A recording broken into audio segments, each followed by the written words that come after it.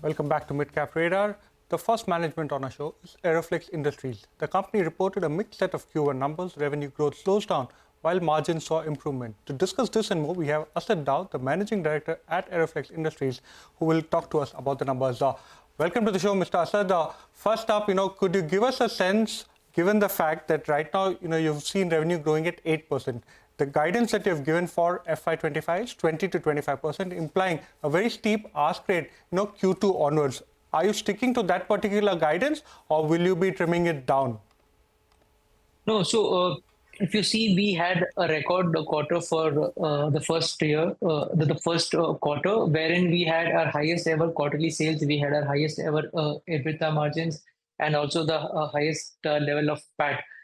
In terms of the growth, so the growth in this quarter has been 8%, but approximately 9% of the revenue for this quarter was impacted due to two reasons. One is due to the ongoing supply chain disruptions in the Middle East.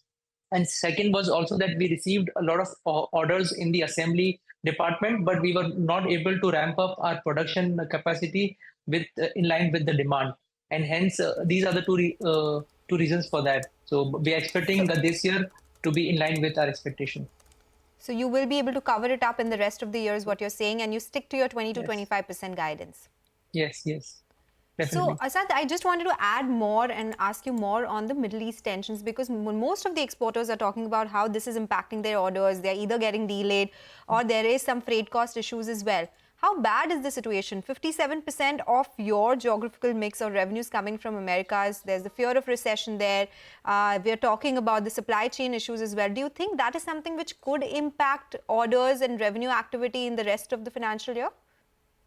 So in the first quarter, we received a lot of orders from USA and Europe, especially for the assembly business. But what has happened is because of the tensions in the Middle East and the rerouting of the vessels, and plus the increase in shipping costs, that also impacted our EBITDA margins. If it wasn't for those reasons, our EBITDA margins would be at least 200 basis points more than what we had. But in terms of the flow of orders, we are seeing a strong order flow from both the US and the European markets. And if you see some of our international competitors also, they are also growing at a pretty significant pace. So I'm very optimistic for this year and for the upcoming years, especially for our industry.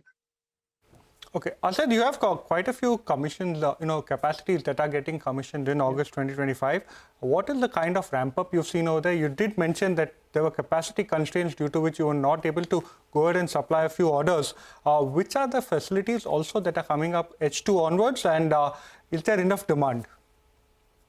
So yes, we are increasing our capacity from 13.5 million meters to 16.5 million meters in this financial year. Out of that, our capacity up to 15 million meters is already being finished as of this month, and the rest of the capacity would be completed by December. We also have our metal bellows project, which will be completed by the third quarter, and the commercial production for that should start by the end of December.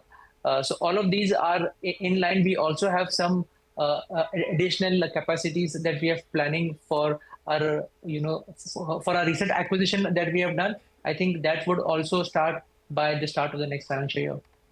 Okay. Asad, thank you so much for joining us. The street seems to like your commentary. The stock is up 3% in a weak market. So let's see which way things go. But thank you so much for joining us today. That's the word coming in from Aeroflex. The stock is up 3% in an otherwise weak market. We'll slip into a short break. Vishnu Ardusad from Nucleus Software Exports will join us to discuss their Q1 performance. Stay tuned.